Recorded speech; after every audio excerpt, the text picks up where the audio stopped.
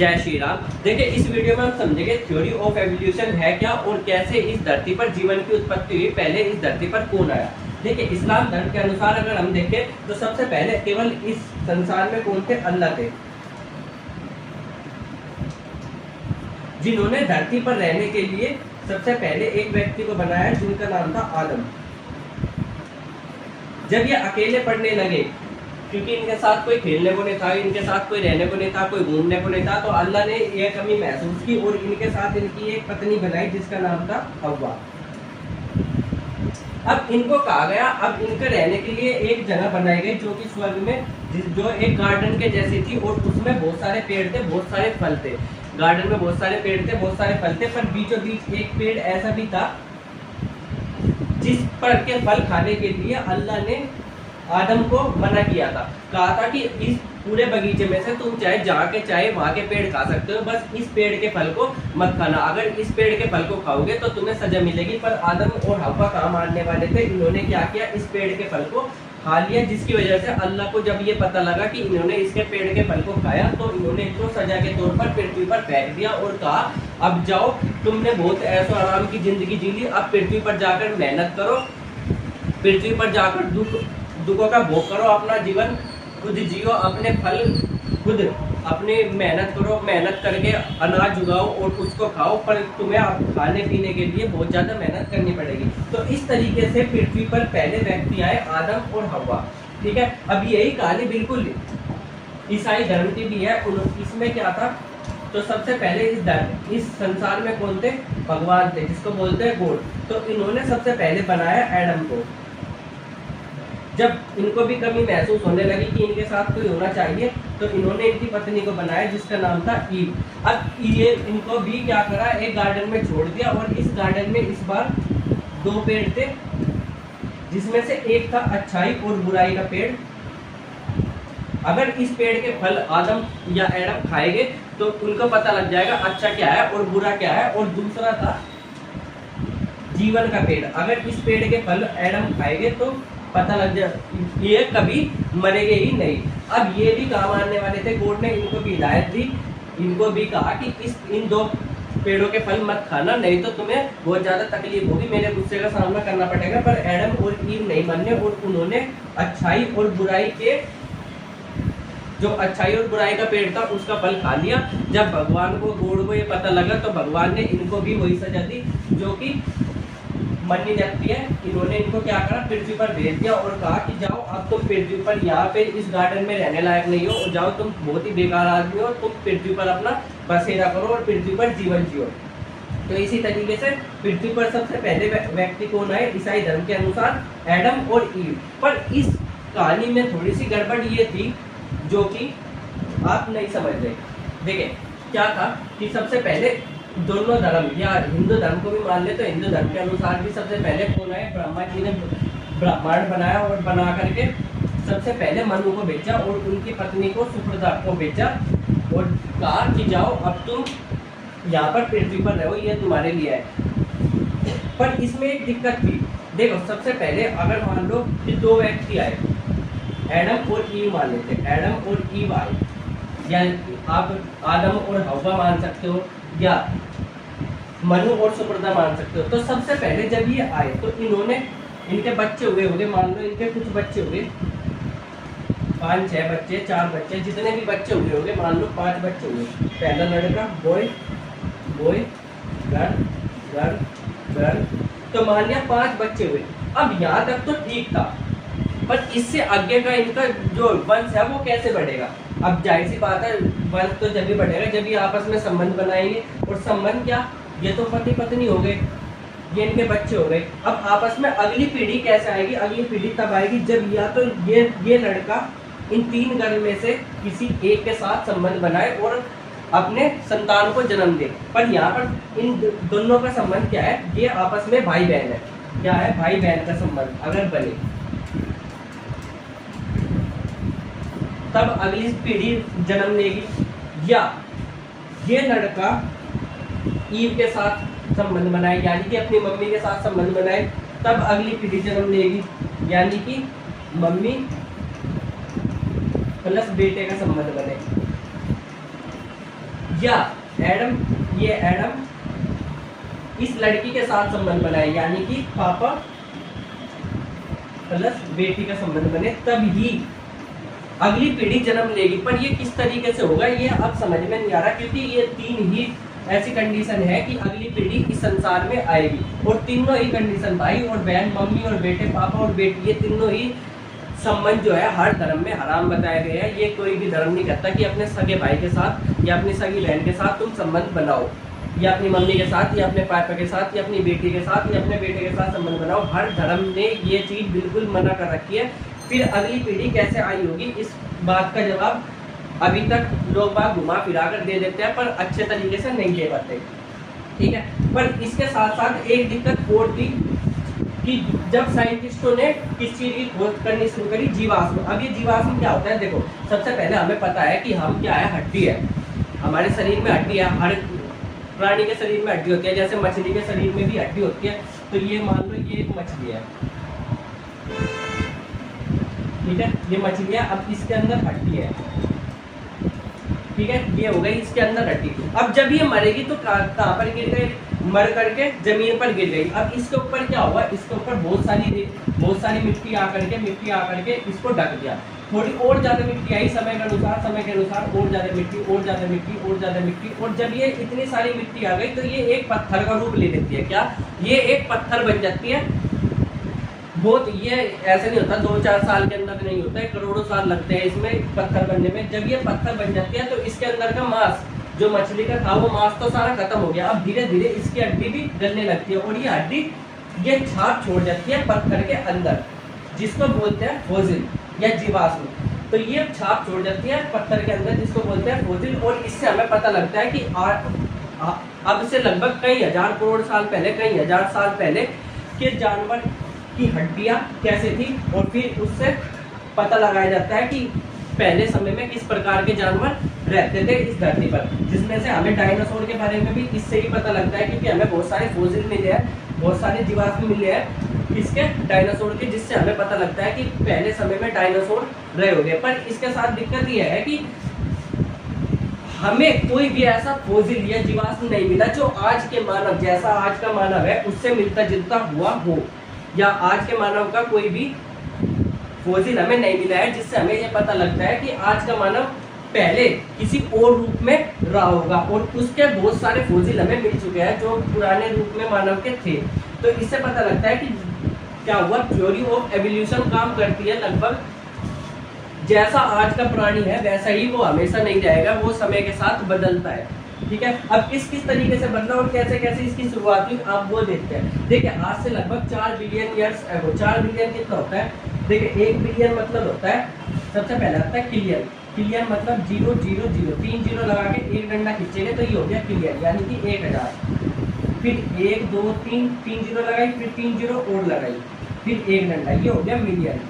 फिर 3 0 लगाई, फिर 3 0 और लगाई, फिर 3 0 और लगाई और एक डंडा, ये हो गया बिलियन। यानी कि आपने सुना होगा ना मेरे 10 मिलियन फॉलोवर है, मेरे 50 मिलियन फॉलोवर है, तो वे होता है ये, इसको हिंदी में बोलते हैं 10 लाख, ठीक है। और बिलियन का मतलब ये होता है कितनी, एक के बाद 9 जीरो, यानी कि 100 करोड़। तो 1 बिलियन में कितना हो गया, 100 करोड़। 4 बिलियन में कितना हो गया, 400 करोड़ साल पहले की बात है। तो 400 करोड़ साल पहले पृथ्वी बिल्कुल आग का गोला थी। कैसी थी, बिल्कुल आग का गोला थी। जैसे आज का हमारा सूरज है इसी तरीके से पृथ्वी भी बिल्कुल आग का गोला थी, तप रही थी। फिर कुछ समय बाद इसके लगभग काफी 3.9 बिलियन ईयर्स यानी कि 390 करोड़ साल पहले, 390 करोड़ साल पहले इस पर बहुत बड़ी एस्टेरॉइड की वर्षा हुई। एस्टेरॉइड क्या होता है आप देखते होगे ना, चमकता हुआ सारा तारा आपने देखा होगा, जिसको देखकर आप विश भी मानते हैं कि ये क्या हो गया, चमकता हुआ तारा है और मेरी एक सुंदर सी कन्या को गर्लफ्रेंड बना दो, मेरी क्रश से मेरी शादी करा दो, ऐसी ऐसी विश मांगी जाती है। पर वो क्या होता है, वो होता है एस्टेरॉइड। एस्टेरॉइड क्या होता है, बहुत मोटे मोटे पत्थर होते हैं, इतने बड़े बड़े पत्थर जो कि क्या होते हैं पृथ्वी के आसपास से गुजरते हैं, पर वे कई बार क्या होते हैं पृथ्वी पर ही गिर जाते हैं। तो ऐसे ही एस्टेरॉइड की वर्षा हुई, बहुत सारे पत्थर जो है पृथ्वी पर गिरे, इस घटना को नाम दिया जाता है द लेट हेवी बम्बार्डमेंट। इसमें बहुत सारे पत्थर, बहुत सारे एस्टेरॉइड पृथ्वी पर गिरे, पर ये अपने साथ एक चीज लेकर आए जिसको बोलते हैं पानी। ये अपने साथ पानी लेकर आए और बहुत समय बाद इतने सारे पत्थर गिरे पृथ्वी पर कि पृथ्वी पर कितना सारा पानी हो गया, इतना सारा पानी हो गया और ये क्या हो गया, पृथ्वी नीली दिखाई देने लगी। ठीक है, अब इस लगभग अब थोड़ा टाइम और बीता और 380 करोड़ साल पहले क्या हुआ, 380 करोड़ साल पहले क्या हुआ, फिर से यही घटना दोबारा घटी। इस बार फिर से एस्टेरॉइड आकर पृथ्वी पर गिरे, पर इस बार में पानी के साथ साथ क्या क्या लाए थे, बहुत सारे तत्व लाए थे, जैसे कार्बन, नाइट्रोजन, ऑक्सीजन, हाइड्रोजन, इस टाइप के तत्व पृथ्वी पर लाए, जिससे हमारे पृथ्वी पर जीवन की उत्पत्ति होने वाली थी। अब इन जो तत्व है, इन्होंने आपस में केमिकल रिएक्शन शुरू करी। आप केमिस्ट्री पढ़ते ही होंगे, उसमें बहुत सारी केमिकल रिएक्शन होती है। तो इन्होंने आपस में, इन तत्वों ने आपस में केमिकल रिएक्शन शुरू कर दी, जिससे क्या हुआ, हाइड्रोजन ऑक्सीजन ने मिलकर जल बनाया, हाइड्रोजन कार्बन ने मिलकर मीथेन बनाया, कार्बन ऑक्सीजन ने मिलकर कार्बन डाइऑक्साइड बनाई, नाइट्रोजन हाइड्रोजन ने मिलकर अमोनिया गैस बनाई। अब ये सारी गैस ने मिलकर के क्या बनाया, अमीनो एसिड बनाया। अब इस अमीनो एसिड से प्रोटीन बना, ग्लिसरीन बना, फैट्स बना। अब यही चीज क्या थी, यही चीज ऐसी, ये सारी की सारी देखो, प्रोटीन आप देखते होंगे जिम वाले बंदे बहुत ज्यादा प्रोटीन खाते हैं, तो प्रोटीन यानी कि शरीर में बहुत ज्यादा इंपॉर्टेंस रखती है। ऐसे ही फैट्स, चर्बी, तो इन सब से ही जीवन की उत्पत्ति होती है और यही इन सब से ही मिलकर के एक इंसान का शरीर बनता है। और ये सब किस चीज से बनी, अमीनो एसिड से। अमीनो एसिड किस चीज से बना, अमीनो एसिड किस चीज से बना, जल, मीथेन, कार्बन डाइऑक्साइड, अमोनिया। और ये किस चीज से बने, तत्वों से, जो कि एस्टेरॉइड हमारे लाए थे। ठीक है, अब इस तरीके से तत्वों ये आपस में मिलकर एक छोटे से जीव का निर्माण हुआ, जिसको हम बोलते हैं एक कोशिकीय जीव। कुछ लोग इसको अमीबा भी बोलते हैं, पर एक कोशिकीय जीव का निर्माण हुआ। और धीरे धीरे धीरे धीरे इन जीव ने क्या किया, जैसे ये एक जीव है, इन जीवों ने अपने जैसे जीव को जन्म देना शुरू किया। एक कोशिकीय जीव ने अपने जैसे जीव को जन्म देना शुरू करा। जैसे आज के समय में मम्मी अपनी बेटी को, अपने बेटे को जन्म देती है, अपने जैसे ही कोई जन्म देती है, इसी तरीके से इन्होंने भी अपने जैसे जीव को जन्म देना शुरू करा, जो कि अभी तक एक कोशिकीय ही था। अब देखो ये क्या है, ये जीव है। हर जीव को क्या होता है, जीव के साथ एक दिक्कत है कि उन्हें खाने के लिए खाने की जरूरत होती है, तो उसके लिए एक क्रिया करते हैं जीव, जो कीटाणु होते हैं, रोगाणु होते हैं। और उस समय के जो एक कोशिकीय जीव थे या पेड़ पौधे भी एक क्रिया करते हैं, जिसका नाम है प्रकाश संश्लेषण। अब इसमें ये क्या करते हैं, प्रकाश, सूरज से आने वाला प्रकाश लेते हैं और कार्बन डाइऑक्साइड लेते हैं और इसमें क्या करते हैं, भोजन बनाते हैं। और भोजन बना करके ये ऑक्सीजन छोड़ते हैं। पहले पृथ्वी में ऑक्सीजन बिल्कुल नहीं थी, तो पहले अगर हमारे जैसे जीव पृथ्वी पर आ जाते तो वे मर जाते पहले, क्योंकि ऑक्सीजन बिल्कुल नहीं थी और ऑक्सीजन जीने के लिए बहुत ज़्यादा इंपॉर्टेंट होती है। पर इन्होंने क्या करा, इन्होंने एक कोशिकीय जीवों ने अपने भोजन बनाने के लिए, कार्बन डाइऑक्साइड बहुत सारी थी उस समय पर पृथ्वी पर, कार्बन डाइऑक्साइड ली और सूरज से आने वाला प्रकाश लिया और उससे भोजन बनाया। पर इसके साथ साथ इन्होंने ऑक्सीजन निकाल ली और धीरे धीरे धीरे धीरे इतनी सारी ऑक्सीजन निकाल दी, इतनी सारी ऑक्सीजन निकाल दी कि पृथ्वी पर आज जितनी ऑक्सीजन है इतनी ऑक्सीजन निकाल दी। और इससे लाइफ इजी हो गई कि अब हाँ जी सकते थे आदमी पृथ्वी पर। ठीक है, अब ऑक्सीजन निकालने के बाद धीरे धीरे क्या हुआ, जब ये एक कोशिकीय जीव थे, एक कोशिकीय, तो इन्होंने आपस में जन्म तो दे ही रहे थे। ये देखो, ये अपने जैसे जीवों को जन्म दे रहे थे। जैसे ये एक कोशिकीय जीव है, तो ये अपने जैसे जीवों को जन्म दे रहे थे। पर इन्होंने क्या करना शुरू करा, एक कोशिकीय जीव दूसरे कोशिकीय जीव के साथ चिपकना शुरू कर दिया और उससे क्या हुआ, बहुकोशिकीय जीव बना और बहुत और धीरे धीरे एक दूसरे से चिपका, फिर तीसरा आकर फिर इससे चिपक गया, फिर चौथा आकर इससे चिपक गया, फिर पांचवा आकर इससे चिपक गया। ऐसे कर करके एक जीव के अंदर एक जीव के अंदर हजारों कोशिकाएं आ गई और उन कोशिकाओं ने मिलकर एक जीव का निर्माण किया। ठीक है, अब जैसे जैसे इन्हीं जीवों का निर्माण होता गया और बढ़ता गया, फिर इस समय पर एक जीव का निर्माण हुआ, जिसको हम बोलते हैं पिकाया। क्या, पिकाया। ये सब किससे बने हैं, एक कोशिकीय जीव से बने हैं। ठीक है, पिकाया। अब इस जीव के अंदर की खास बात ये थी कि इसके अंदर क्या थी, रीढ़ की हड्डी थी। जो आप देखते हो ना, ये रीढ़ की हड्डी सबसे पहले इस जीव के अंदर मिली और यही हमारा बोला जाता है कि यही हमारा एंसेस्टर है, यानी कि हम इसी से ही पैदा हुए हैं। अब धीरे धीरे इसका फॉर्मेशन हुआ। अब धीरे धीरे ये भी बदला। अब ये धीरे धीरे बदलने लगे बहुत सारी मछलियों में। ये जो पिकाया जीव था बहुत अलग अलग टाइप की मछलियाँ इस जीव से बनी, जिसमें से एक टाइप की मछली का नाम था टिक्टैलिक, ये वाली मछली।